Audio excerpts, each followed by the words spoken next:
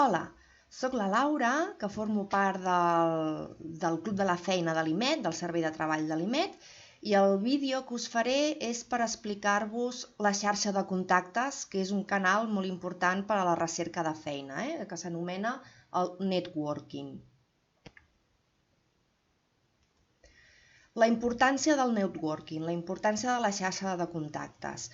En el vídeo que també heu pogut consultar a la graella, on es parla d'autocandidatura, de com realitzar l'autocandidatura de forma correcta, el Manu ja ens explica que hi ha el mercat ocult. Per tant, el 75% dels llocs de treball no es publiquen, no s'arriben a ofertar. M'és igual, ja sigui la xarxa Xaloc, ja sigui l'Infojobs, el Feina Activa o qualsevol altra plataforma. El 25% dels llocs de treball es cobreixen per el que s'anomena l'ABC de la recerca de feina. L'A d'autocandidatura, B del boca-orella i C de contactes. És a dir, 2 de cada 10 llocs de treball s'arriben a ofertar, però 8 de cada 10 llocs de treball no s'arriben a ofertar i es cobreixen per l'ABC, autocandidatura, boca-orella i contactes. Per tant, la xarxa de contactes és un canal que és molt important d'utilitzar. I en el vídeo d'avui explicarem una miqueta com fer aquesta xarxa de contactes. La xarxa de contactes, el networking, què és? El networking és l'intercanvi d'informació laboral entre dues o més persones. La xarxa de contactes, el networking, requereix una continuïtat en el temps i en l'espai. Constantment tenim que anar construint aquesta xarxa de contactes. Us heu d'imaginar que la xarxa de contactes és com una teranyina. Llavors, com hem d'anar teixint aquesta teranyina i com més gran sigui aquesta teranyina, més possibilitats tindré de rebre informació laboral, de rebre informació sobre possibles ofertes de treball o bé rebre informació que aquella empresa d'allà necessita cobrir una vacant. Molts de vosaltres pensareu, clar, és que la xarxa de contactes és l'enxufe. No us diré que no, sí que és veritat que alguna vegada és l'enxufe directe a l'empresa, però la majoria de les vegades és simplement que m'arribi informació laboral, és a dir, que m'arribi informació de que aquella empresa necessita cobrir un lloc de treball i jo tenir l'oportunitat de poder fer una autocandidatura, de poder enviar el meu currículum en el moment precís que l'empresa necessita cobrir un lloc de treball. La filosofia d'aquest networking, d'aquesta xarxa de contactes, és el guanya-guanya, el benefici mutu. És a dir, tots ens hem d'intercanviar informació. Si jo començo a construir una teranyina de contactes i m'espero a que m'informin i no faig res més, no funcionarà. Jo també tinc que funcionar, és a dir, igual que a mi els meus contactes m'informen de possibles oportunitats laborals, jo també haig d'informar els meus contactes de les informacions laborals de les que jo m'assabenti, d'acord? Per tant, en el procés de la recerca de feina, si jo sé gestionar de manera eficient la meva xarxa de contactes, em pot facilitar moltíssim el trobar feina. Per exemple, a l'IMET, quan us fem l'entrevista per donar-vos d'alta a la xarxa Xaloc, us preguntem, quan us introduïm les vostres experiències laborals, us preguntem per quina via heu trobat aquella feina. La majoria de les vegades ens dieu, doncs m'ho va dir el meu pare, o m'ho va dir un amic, o m'ho va dir un familiar. Doncs mira, precisament era un client de l'antiga feina en la que estava que m'ho va proposar. La majoria de les vegades trobeu les feines per aquest canal, la xarxa de contactes. Per tant, és un canal que funciona moltíssim i val la pena que li dediqueu temps en fer aquesta gestió de xarxa de contactes, d'acord? A mi m'agrada diferenciar dos tipus de networkings, dos tipus de xarxa de contactes. Tindríem el presencial, el que fem en el nostre dia a dia, i després ja tindríem el virtual, que ja serien les xarxes socials i les xarxes professionals. En aquest tema de les xarxes socials i professionals també podeu trobar un vídeo a la graella a l'apartat les xarxes socials, que s'explica una miqueta com fer la recerca de feina a través d'aquests canals de les xarxes socials i professionals, tant com per fer networking com fer la recerca de feina en si. I els meus companys us expliquen tant el LinkedIn com el Facebook com el Twitter. Jo en aquest vídeo em centraré en el que és el networking presencial. Com establim un bon networking? Com establim una bona teranyina de xarxa de contactes?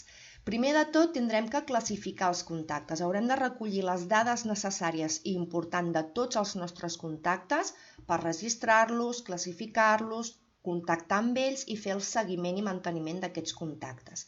A la següent diapositiva us explicaré una miqueta quines dades hem de recollir de cada contacte.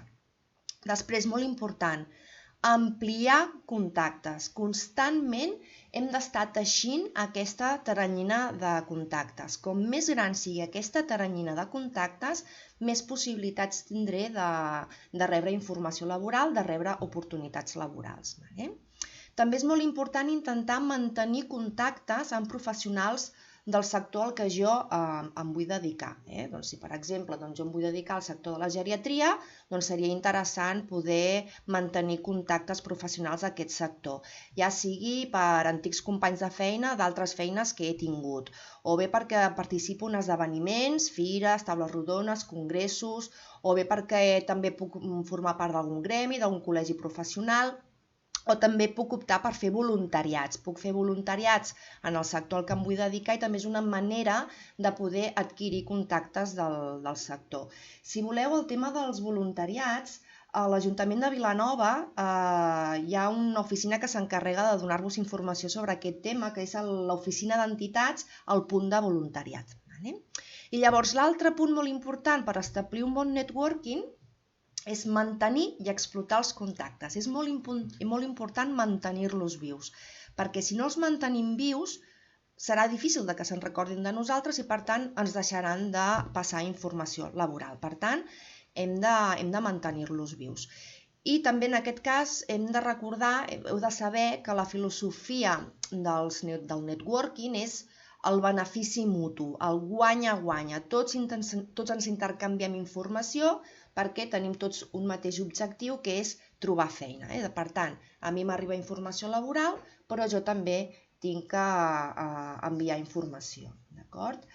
Que reviso que no em deixi res. Mira, us volia donar un exemple de com ampliar contactes, és a dir, com anar teixint aquesta teranyina de contactes en el nostre dia a dia de forma presencial. Clar, la xarxa de contactes no només ha d'estar format per als meus amics i els meus familiars, sinó que hem d'anar ampliant aquesta teranyina. Per exemple, podem afegir en aquesta teranyina de contactes tots els nostres antics companys de feines anteriors.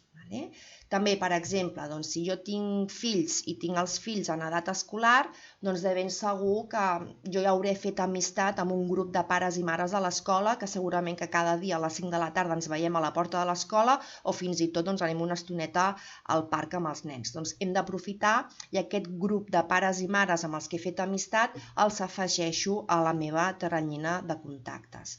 Un altre exemple, no sé, si estic fent un curs, ja sigui perquè estic fent un curs de ioga tots els dissabtes a un centre cívic de Vilanova, doncs jo, tots els companys d'aquest curs de ioga, me'ls afegeixo a la meva teranyina de contactes.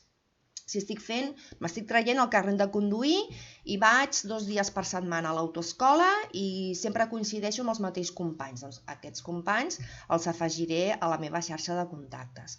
Que jo vaig tots els dilluns, dimecres i divendres a la mateixa hora al gimnàs i sempre em trobo més o menys amb els mateixos companys. Doncs els companys del gimnàs també me'ls afegeixo a la meva teranyina de contactes.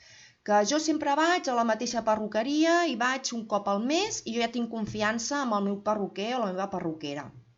Doncs jo afegiré el meu perruquer o perruquera a la meva xarxa de contactes. Que, per exemple, els comerços locals, els comerços de barri.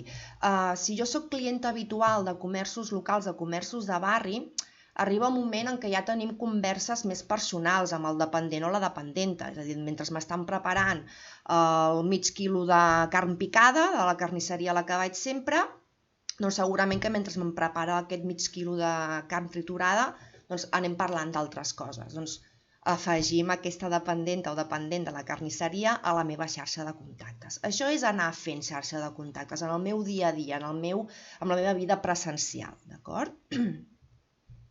Què més? Haurem de construir una agenda de contactes per poder registrar-los, classificar-los i poder fer el seguiment i el manteniment d'aquests contactes. Ho podem fer amb un Excel o bé podem utilitzar l'agenda i el calendari del mòbil. Haurem de recollir les dades més importants de cada contacte per poder fer una gestió i un manteniment eficient de la meva taranyina. Haurem de saber almenys el nom de la persona, el nom de pila. Si no sabem el cognom no passa res, però almenys el nom l'hem d'introduir. Quin tipus de contacte és, si és professional, si per exemple és un antic company de feina, o si és personal, és el meu veí, és el meu amic, és el meu cosí. Àmbit de contacte, on contacto amb aquesta persona? Contacto amb el curs de l'autoescola, del carnet de conduir? Contacto al gimnàs? Contacto a la porta de l'escola? Contacto a la carnisseria? En quin àmbit de contacte contacto amb aquesta persona? Llavors, molt important, la següent dada.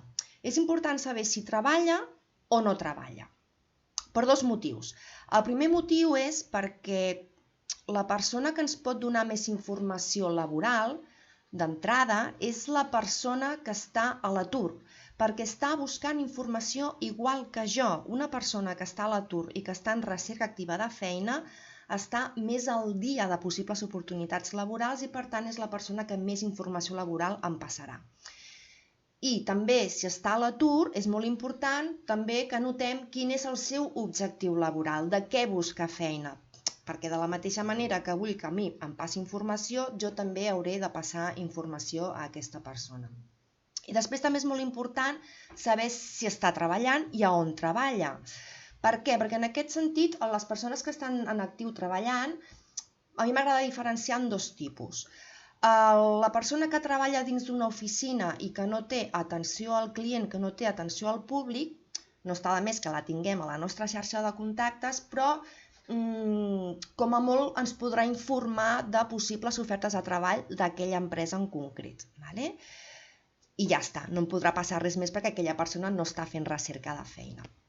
Però en canvi una persona que faci atenció al client, que tingui un comerç de barri, per exemple un comerç local, la perruquera, aquelles persones que fan atenció al client també són persones que ens poden passar molta informació laboral, perquè per exemple la meva perruquera, igual que jo li puc comentar, ostres, m'he quedat a l'atur, l'empresa ha tingut una davallada de feina, estic buscant alguna feina d'administració, si t'assabentes d'alguna cosa, pensa en mi, m'ho comentes. Igual que jo com a clienta li comento que estic aturada, la meva perruquera també té clients i clientes empresaris, no? Jo puc ser una empresària que vaig a tenyir-me el cabell i mentre em tenyís el cabell li puc fer el comentari d'ostres, la meva administrativa que tenia al Departament de Recursos Humans m'ha agafat la baixa sobtadament perquè ha tingut un accident i ara estic una miqueta desesperada perquè estic buscant alguna persona que la pugui cobrir. En aquell moment la perruquera pot pensar en mi. Mira, jo tinc una clienta que justament té experiència en administrativa i li podria interessar. L'empresària li dirà, mira, passa-li el meu correu electrònic que em faci arribar el currículum. Això és fer xarxa de contactes. Per tant, una persona que treballi i que faci atenció al client, sobretot en comerços de barri, també és molt potencial que el tinguem a la xarxa de contactes. Però també és molt important mantenir-los vius, perquè si jo a la meva perruquera li dic avui que estic a l'atur, però mai més li torno a dir res més, no se'n recordarà de mi si algun empresari o empresària li comenta que li falta personal. Llavors la idea és que jo cada vegada que vaig a la perruqueria li recordaré que estic a l'atur per tal que si s'aventa d'alguna cosa que m'ho digui. Llavors, què més informació tenim que recollir? Dades de contacte, com contacto amb aquesta persona? Contacto pel WhatsApp, contacto per correu electrònic, contacto pel Facebook, contacto només de forma presencial, etc. Hem d'apuntar, molt important, la data en la que jo he realitzat el contacte, per tenir-ho controlat i poder fer un seguiment d'aquest contacte.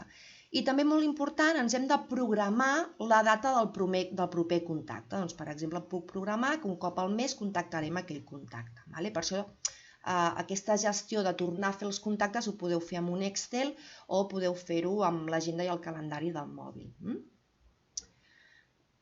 Jo, per exemple, aquí us he posat un Excel Aquí en aquest Excel he recollit el nom del contacte, tipus si era personal o professional, en l'àmbit en el que jo contacto amb aquella persona, si treballa poso que sí i ja indico a quina empresa treballa, objectiu laboral en el cas que estigui a l'atur per jo poder informar, el telèfon de contacte per jo poder contactar, que normalment avui dia ho fem tot per WhatsApp, data de l'últim contacte i l'última columna ja em programo el proper contacte que més o menys faig un mes.